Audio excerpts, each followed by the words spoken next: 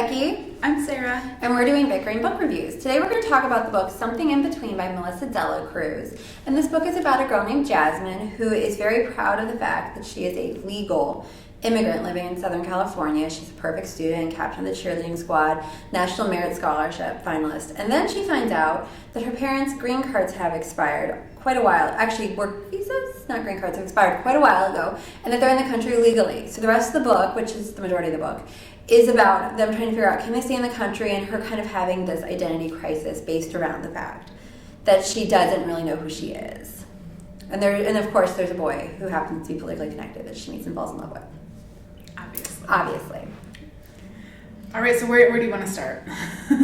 So one of my major problems with this book was it just felt like it went on, and then it went on a little bit more. Okay, and like my major issue is I read a lot of books kind of along that same vein, and recently we reread The Wrong Side of Right, which is similar page counts, but so much more interesting. You don't feel like you're reading an over 400-page book. This one, it just didn't end. And there's no character development. Like, you do not care about the characters at all at any point. No, which is super weird because if you read in the back of the book, the authors note this is basically her life. She was an immigrant into America from the Philippines.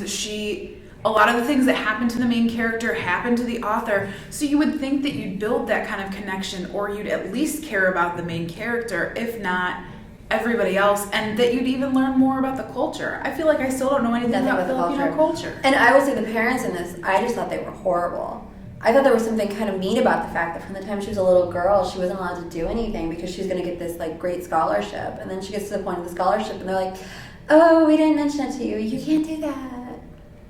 And then they just kind of cut and run and don't really... They're not supportive in any way, shape, or form. Even they're not supportive about trying to stay legally in the country.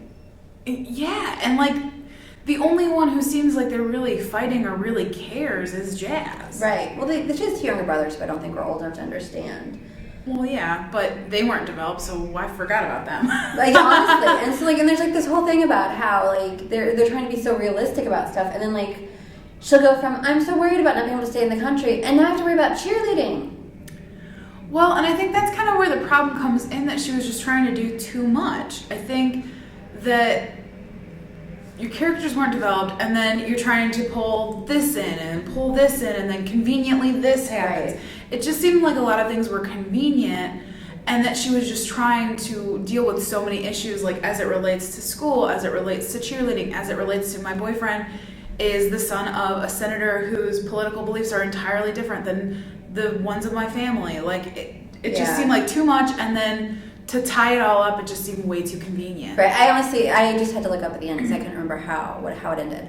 And then there are some ways that, like, some of the few things that are stated very strongly about the character when she's trying to stay in the country, like, it kind of goes against her beliefs. Yeah, it's completely... So there was no character development, but the only thing that was, like, supremely character, like, developed for this character, she totally goes against... And possibly might go against people to stay in the country. Just even considering it is going against. Right. Like, even considering it is going against who she is. Right. And so I just...